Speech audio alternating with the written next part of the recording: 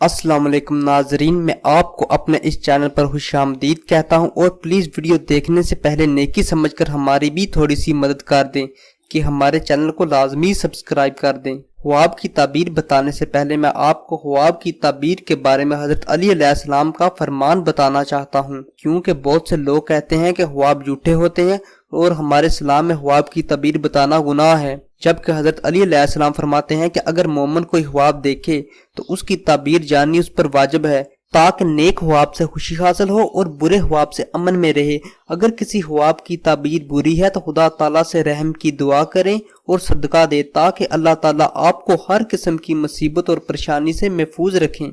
ناظرین، آج میں آپ کو خواب میں شہر دیکھنے کی تعبیریں بتاؤں گا۔ اگر آپ نے خواب میں شہر کو بے رونق دیکھا ہے تو یہ قحط سالی، بربادی اور بلا نازل ہونے کی علامت ہے، لیکن اگر آپ نے شہر کو پر امن اور بارونق دیکھا ہے تو یہ دین و دنیا کی صلاحیت حاصل ہونے، آرام و چین ملنے اور اسلام زیادہ ہونے کی علامت ہے۔